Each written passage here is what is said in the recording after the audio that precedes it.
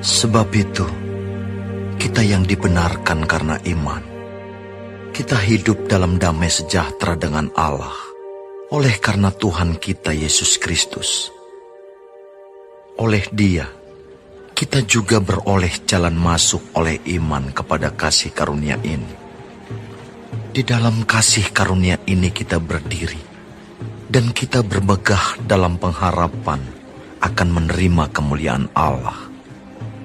Dan bukan hanya itu saja, kita malah bermegah juga dalam kesengsaraan kita, karena kita tahu bahwa kesengsaraan itu menimbulkan ketekunan, dan ketekunan menimbulkan tahan uji, dan tahan uji menimbulkan pengharapan. Dan pengharapan tidak mengecewakan, karena kasih Allah telah dicurahkan di dalam hati kita oleh Roh Kudus yang telah dikaruniakan kepada kita. Karena waktu kita masih lemah, Kristus telah mati untuk kita orang-orang durhaka pada waktu yang ditentukan oleh Allah. Sebab tidak mudah seorang mau mati untuk orang yang benar, tetapi mungkin untuk orang yang baik ada orang yang berani mati. Akan tetapi, Allah menunjukkan kasih-Nya kepada kita, oleh karena Kristus telah mati untuk kita ketika kita masih berdosa. Lebih-lebih, karena kita sekarang telah dibenarkan oleh darah-Nya, kita pasti akan diselamatkan dari murka Allah. Sebab jikalau kita ketika masih seteru, diperdamaikan dengan Allah oleh kematian anaknya, lebih-lebih kita yang sekarang telah diperdamaikan, pasti akan diselamatkan oleh hidupnya. Dan bukan hanya itu saja, kita malah bermegah dalam Allah oleh Yesus Kristus, Tuhan kita. Sebab oleh Dia kita telah menerima pendamaian itu. Sebab itu, sama seperti dosa telah masuk ke dalam dunia oleh satu orang, dan oleh dosa itu juga maut, demikianlah maut itu telah menjalar kepada semua orang, karena semua orang telah berbuat dosa. Sebab sebelum hukum Taurat ada, telah ada dosa di dunia. Tetapi dosa itu tidak diperhitungkan kalau tidak ada hukum Taurat. Sungguh pun demikian, maut telah berkuasa dari zaman Adam sampai kepada zaman Musa, juga atas mereka yang tidak berbuat dosa dengan cara yang sama, seperti yang telah dibuat oleh Adam, yang adalah gambaran Dia yang akan datang. Tetapi karunia Allah tidaklah sama dengan pelanggaran Adam. Sebab jika karena pelanggaran satu orang semua orang telah jatuh di dalam kuasa maut, jauh lebih besar lagi kasih karunia Allah dan karunia-Nya yang dilimpahkannya atas semua orang karena satu orang, yaitu Yesus Kristus. Dan kasih karunia tidak berimbangan dengan dosa satu orang. Sebab penghakiman atas satu pelanggaran itu telah mengakibatkan penghukuman. Tetapi penganugerahan karunia atas banyak pelanggaran itu mengakibatkan pembenaran. Sebab jika oleh dosa satu orang, maut telah berkuasa oleh satu orang itu, maka lebih benar lagi mereka yang telah menerima kelimpahan kasih karunia dan anugerah kebenaran akan hidup dan berkuasa oleh karena satu orang itu, yaitu Yesus Kristus. Sebab itu, sama seperti oleh satu pelanggaran, semua orang beroleh penghukuman. Demikian pula oleh satu perbuatan kebenaran, semua orang beroleh pembenaran untuk hidup. Jadi sama seperti oleh ketidaktaatan satu orang, semua orang telah menjadi orang berdosa. Demikian pula oleh ketaatan satu orang, semua orang menjadi orang benar. Tetapi hukum Taurat ditambahkan, supaya pelanggaran menjadi semakin banyak. Dan di mana dosa bertambah banyak, di sana kasih karunia menjadi berlimpah-limpah. Supaya sama seperti dosa berkuasa dalam alam maut, demikian kasih karunia akan berkuasa oleh kebenaran untuk hidup yang kekal, oleh Yesus Kristus, Tuhan kita.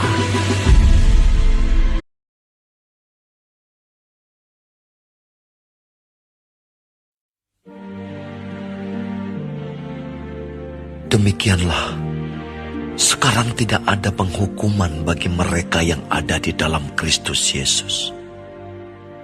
Roh yang memberi hidup telah memerdekakan kamu dalam Kristus dari hukum dosa dan hukum maut. Sebab apa yang tidak mungkin dilakukan hukum Taurat, karena tak berdaya oleh daging, telah dilakukan oleh Allah. Dengan jalan mengutus anaknya sendiri dalam daging, yang serupa dengan daging yang dikuasai dosa karena dosa. Ia telah menjatuhkan hukuman atas dosa di dalam daging, supaya tuntutan hukum Taurat digenapi di dalam kita, yang tidak hidup menurut daging, tetapi menurut roh. Sebab mereka yang hidup menurut daging memikirkan hal-hal yang dari daging. Mereka yang hidup menurut roh memikirkan hal-hal yang dari roh. Karena keinginan daging adalah maut, tetapi keinginan roh adalah hidup dan damai sejahtera. Sebab keinginan daging adalah perseteruan terhadap Allah, karena ia tidak takluk kepada hukum Allah. Hal ini memang tidak mungkin baginya. Mereka yang hidup dalam daging tidak mungkin berkenan kepada Allah. Tetapi kamu tidak hidup dalam daging, melainkan dalam roh, jika memang roh Allah diam di dalam kamu. Tetapi jika orang tidak memiliki roh Kristus, ia bukan milik Kristus. Tetapi jika Kristus ada di dalam kamu, maka tubuh memang mati karena dosa, tetapi roh adalah kehidupan oleh karena kebenaran. Dan jika roh Dia yang telah membangkitkan Yesus dari antara orang mati diam di dalam kamu, maka Ia yang telah membangkitkan Kristus Yesus dari antara orang mati akan menghidupkan juga tubuhmu yang fana itu oleh roh-Nya yang diam di dalam kamu. Jadi, saudara-saudara, kita adalah orang berhutang, tetapi bukan kepada daging, supaya hidup menurut daging. Sebab, jika kamu hidup menurut daging, kamu akan mati. Tetapi jika oleh roh, kamu mematikan perbuatan-perbuatan tubuhmu, kamu akan hidup. Semua orang yang dipimpin roh Allah adalah anak Allah. Sebab kamu tidak menerima roh perbudakan yang membuat kamu menjadi takut lagi, tetapi kamu telah menerima roh yang menjadikan kamu anak Allah. Oleh roh itu kita berseru, "Ya Abba, ya Bapa." Roh itu bersaksi bersama-sama dengan roh kita bahwa kita adalah anak-anak Allah. Dan jika kita adalah anak, maka kita juga adalah ahli waris. Maksudnya, orang-orang yang berhak menerima janji-janji Allah, yang akan menerimanya bersama-sama dengan Kristus, yaitu jika kita menderita bersama-sama dengan Dia, supaya kita juga dipermuliakan bersama-sama dengan Dia. Sebab aku yakin bahwa penderitaan zaman sekarang ini tidak dapat dibandingkan dengan kemuliaan yang akan dinyatakan kepada kita. Sebab dengan sangat rindu, seluruh makhluk menantikan saat anak-anak Allah dinyatakan.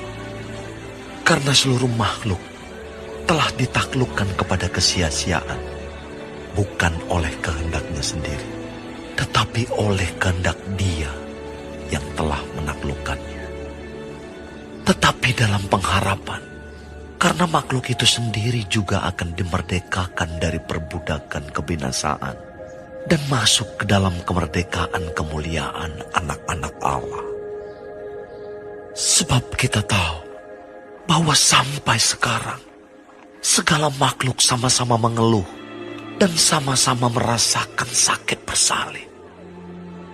Dan bukan hanya mereka saja, tetapi kita yang telah menerima karunia sulung roh, kita juga mengeluh dalam hati kita sambil menantikan pengangkatan sebagai anak, yaitu pembebasan tubuh kita. Sebab kita diselamatkan dalam pengharapan. Tetapi pengharapan yang dilihat bukan pengharapan lagi. Sebab bagaimana orang masih mengharapkan apa yang dilihatnya? Tetapi jika kita mengharapkan apa yang tidak kita lihat, kita menantikannya dengan tekun. Demikian juga Roh membantu kita dalam kelemahan kita. Sebab kita tidak tahu bagaimana sebenarnya harus berdoa. Tetapi Roh sendiri berdoa untuk kita kepada Allah dengan keluhan-keluhan yang tidak terucapkan. Dan Allah yang menyelidiki hati nurani mengetahui maksud Roh itu, yaitu bahwa Ia sesuai dengan kehendak Allah berdoa untuk orang-orang kudus. Kita tahu sekarang bahwa Allah turut bekerja dalam segala sesuatu untuk mendatangkan kebaikan bagi mereka yang mengasihi Dia, yaitu bagi mereka yang terpanggil sesuai dengan rencana Allah.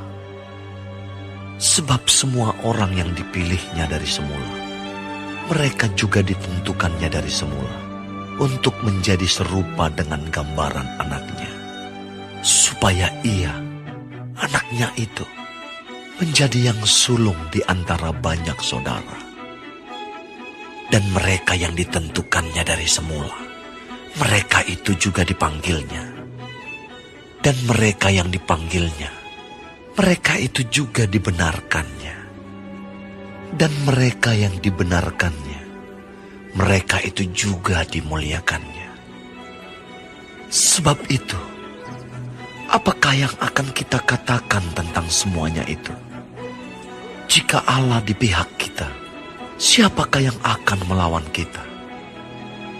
Ia yang tidak menyayangkan anaknya sendiri, tetapi yang menyerahkannya bagi kita semua. Bagaimanakah mungkin Ia tidak mengaruniakan segala sesuatu kepada kita bersama-sama dengan Dia? Siapakah yang akan menggugat orang-orang pilihan Allah? Allah yang membenarkan mereka. Siapakah yang akan menghukum mereka? Kristus Yesus yang telah mati, bahkan lebih lagi, yang telah bangkit, yang juga duduk di sebelah kanan Allah, yang malah menjadi pembela bagi kita. Siapakah yang akan memisahkan kita dari kasih Kristus? Penindasan atau kesesakan, atau penganiayaan, atau kelaparan, atau ketelanjangan, atau bahaya, atau pedang. Seperti ada tertulis, oleh karena engkau kami ada dalam bahaya maut sepanjang hari. Kami telah dianggap sebagai domba-domba sembelihan. Tetapi dalam semuanya itu, kita lebih daripada orang-orang yang menang oleh Dia yang telah mengasihi kita. Sebab aku yakin bahwa baik maut maupun hidup, baik malaikat-malaikat maupun pemerintah-pemerintah, baik yang ada sekarang maupun yang akan datang, atau kuasa-kuasa, baik yang di atas maupun yang di bawah, ataupun sesuatu makhluk lain, tidak akan dapat memisahkan kita dari kasih Allah yang ada dalam Kristus Yesus, Tuhan kita.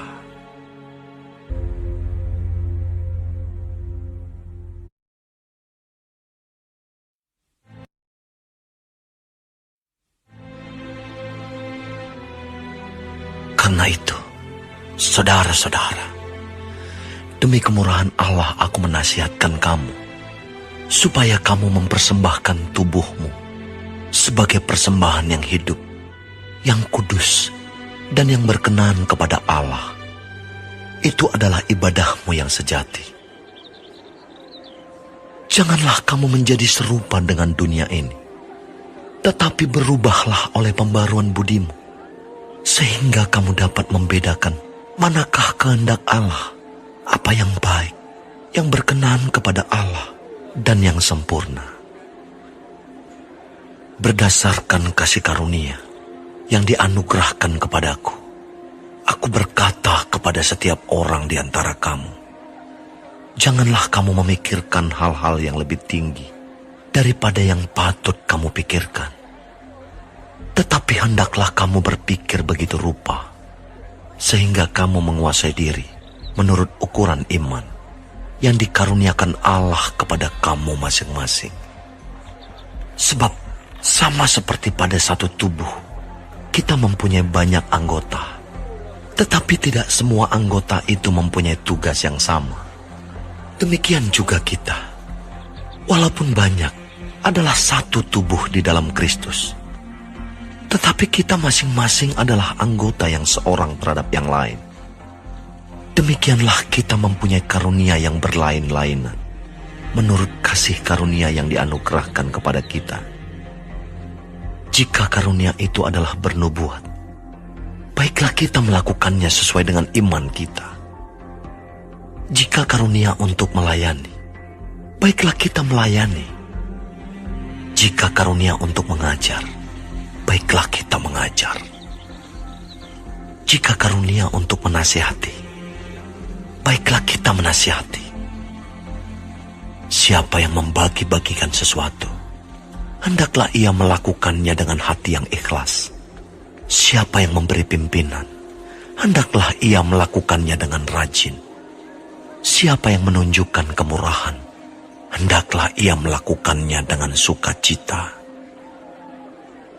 Hendaklah kasih itu jangan pura-pura. Jauhilah yang jahat dan lakukanlah yang baik. Hendaklah kamu saling mengasihi sebagai saudara dan saling mendahului dalam memberi hormat. Janganlah hendaknya kerajinanmu kendor. Biarlah rohmu menyala-nyala dan layanilah Tuhan. Bersukacitalah dalam pengharapan.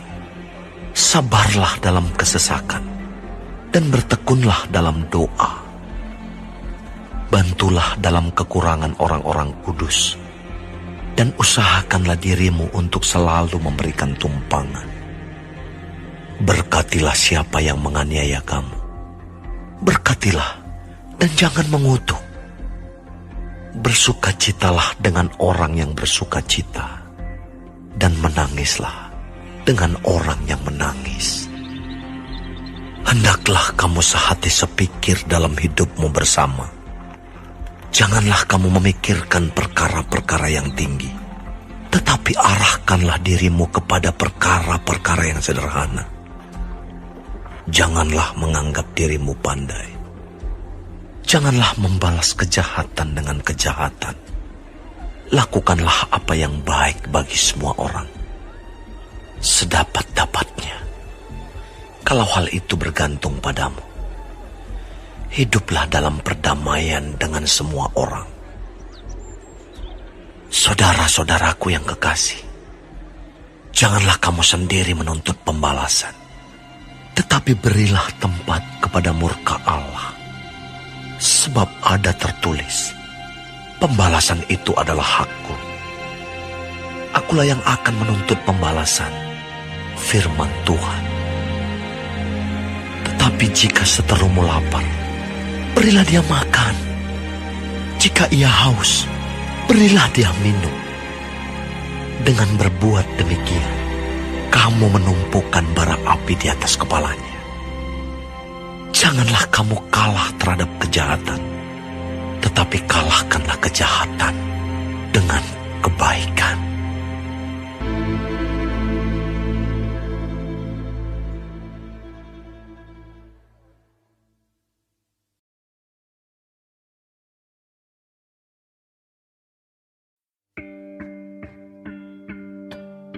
Dan sekarang, saudara-saudara, aku mau mengingatkan kamu kepada Injil yang aku beritakan kepadamu, dan yang kamu terima, dan yang di dalamnya kamu teguh berdiri. Oleh Injil itu kamu diselamatkan, asal kamu teguh berpegang padanya, seperti yang telah kuberitakan kepadamu, kecuali kalau kamu telah sia-sia saja menjadi percaya. Sebab yang sangat penting telah kusampaikan kepadamu, yaitu apa yang telah kuterima sendiri, ialah bahwa Kristus telah mati karena dosa-dosa kita, sesuai dengan kitab suci, bahwa Ia telah dikuburkan, dan bahwa Ia telah dibangkitkan pada hari yang ketiga, sesuai dengan kitab suci, bahwa Ia telah menampakkan diri kepada Kefas dan kemudian kepada ke-12 muridnya. Sesudah itu, Ia menampakkan diri kepada lebih dari 500 saudara sekaligus.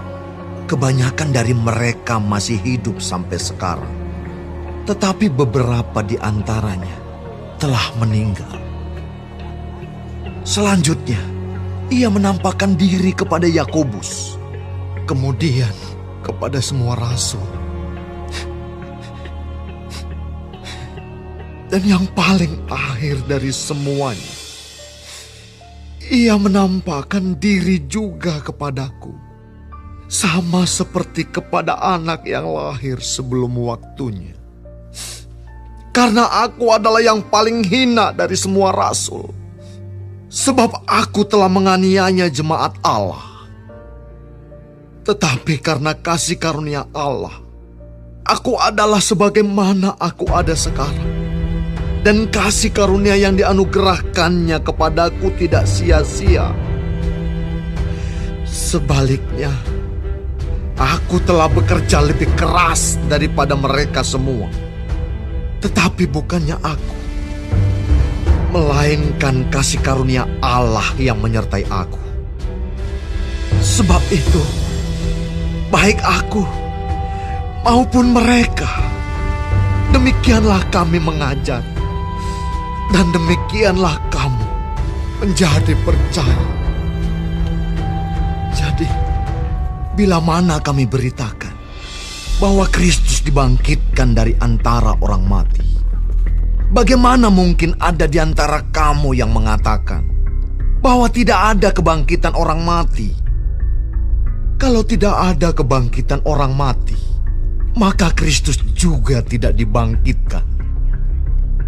Tetapi andai kata Kristus tidak dibangkitkan, maka sia-sialah pemberitaan kami, dan sia-sialah juga kepercayaan kamu.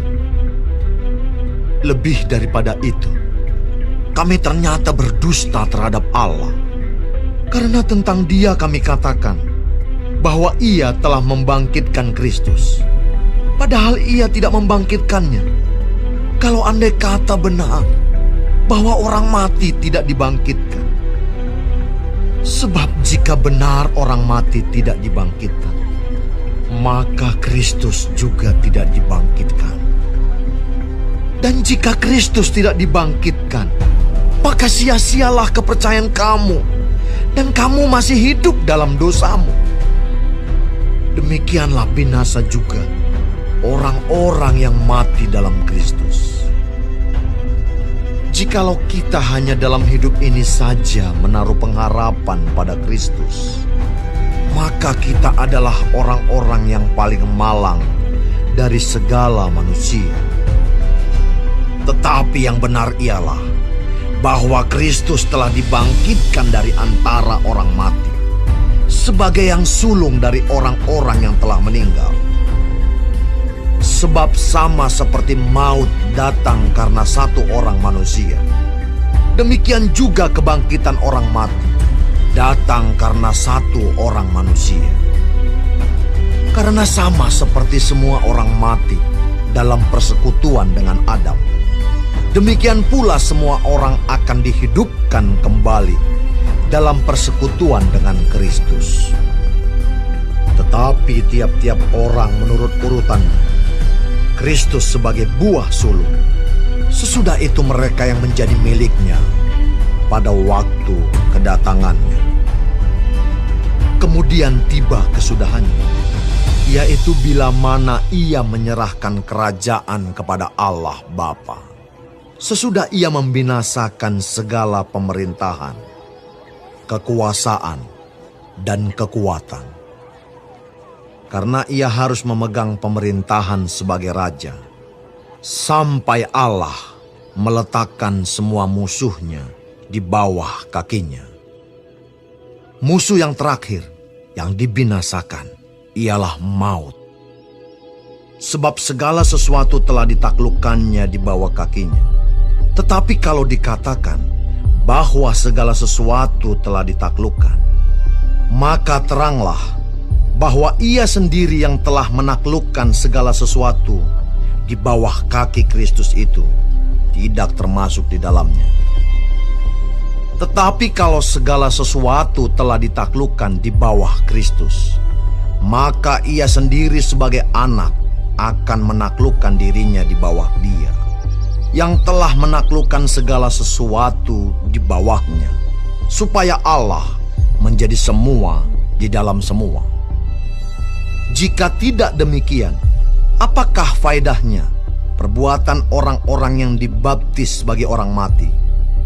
Kalau orang mati sama sekali tidak dibangkitkan, mengapa mereka mau dibaptis sebagai orang-orang yang telah meninggal? Dan kami juga, mengapakah kami setiap saat membawa diri kami ke dalam bahaya?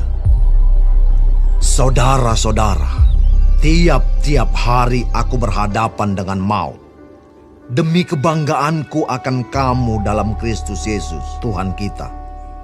Aku katakan bahwa hal ini benar. Kalau hanya berdasarkan pertimbangan-pertimbangan manusia saja, aku telah berjuang melawan binatang buas di Efesus. Apakah gunanya hal itu bagiku?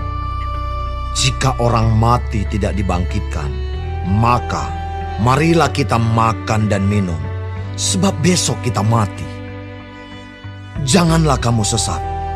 Pergaulan yang buruk merusakkan kebiasaan yang baik. Sadarlah kembali sebaik-baiknya, dan jangan berbuat dosa lagi. Ada di antara kamu yang tidak mengenal Allah. Hal ini kukatakan supaya kamu merasa malu. Tetapi mungkin ada orang yang bertanya, bagaimanakah orang mati dibangkitkan? Dan dengan tubuh apakah mereka akan datang kembali? Hai orang bodoh, apa yang engkau sendiri taburkan tidak akan tumbuh dan hidup kalau ia tidak mati dahulu. Dan yang engkau taburkan bukanlah tubuh tanaman yang akan tumbuh, tetapi biji yang tidak berkulit, umpamanya biji gandum atau biji lain. Tetapi Allah memberikan kepadanya suatu tubuh seperti yang dikehendakinya.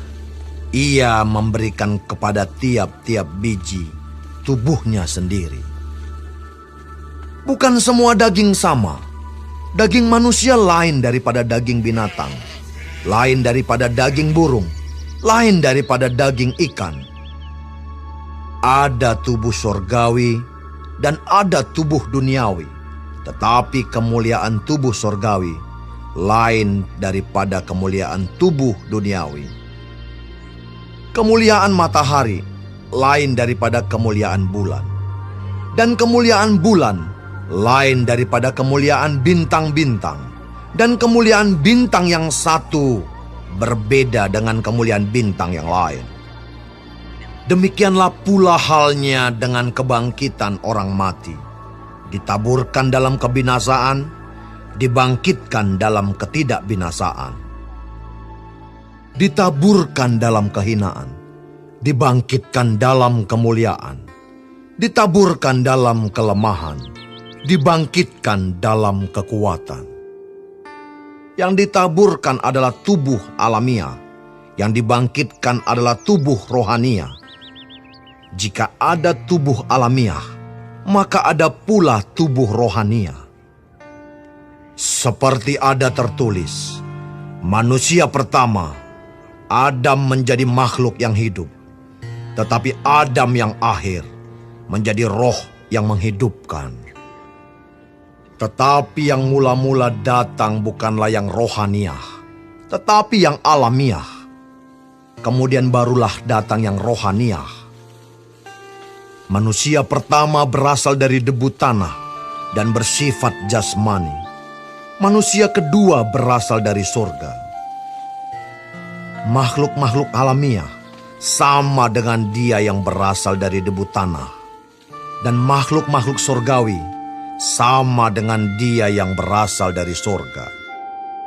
Sama seperti kita telah memakai rupa dari yang alamiah, demikian pula kita akan memakai rupa dari yang surgawi.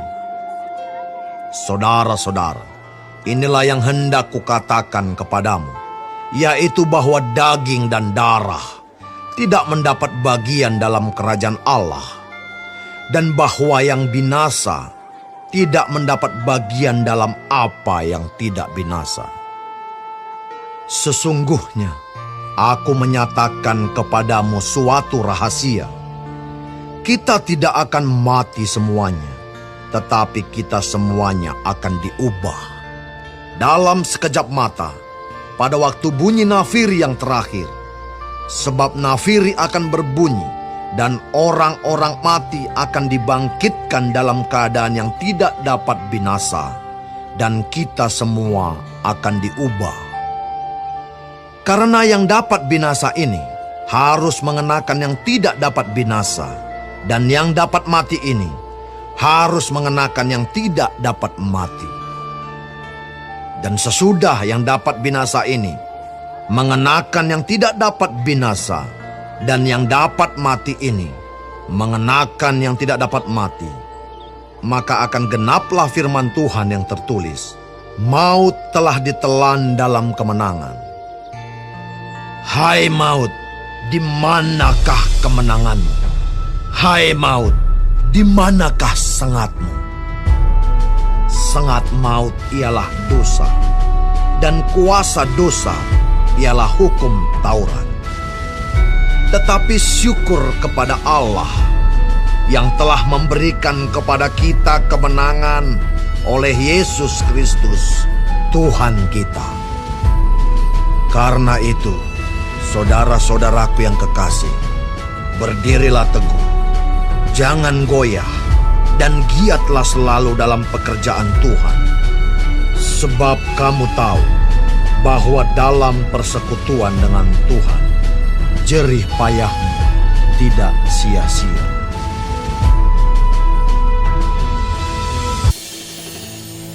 Yesus adalah Tuhan yang begitu punya banyak sisi. Yesus adalah Raja yang begitu punya banyak warna. Dia Gembala, Dia Bapa, Dia Raja, Dia Kekasih. Dia segalanya bagi kita.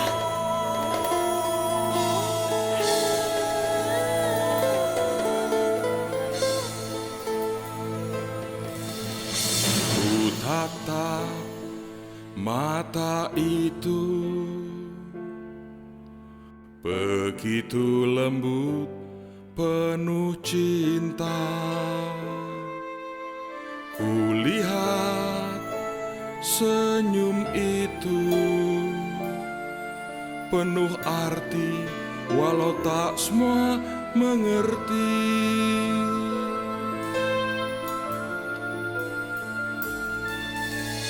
Ku tatap mata itu, begitu lembut, penuh cinta. Kulihat senyum itu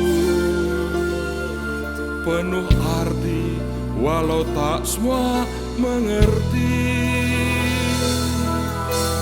Yesus Raja yang berbeda, sangat berkuasa namun penuh cinta. Yesus Raja yang berbeda, semuanya Dia miliki, tapi murah hati. Yesus Raja yang berbeda, bukan hanya berjanji, tapi rela mati. Yesus Raja yang berbeda, aku makin jatuh cinta padanya. Yesus Raja yang berbeda, sangat berkuasa namun penuh cinta. Yesus Raja yang berbeda, semuanya Dia miliki, tapi murah hati. Yesus Raja yang berbeda, bukan hanya berjanji, tapi rela mati. Yesus Raja yang berbeda, aku makin jatuh cinta padanya.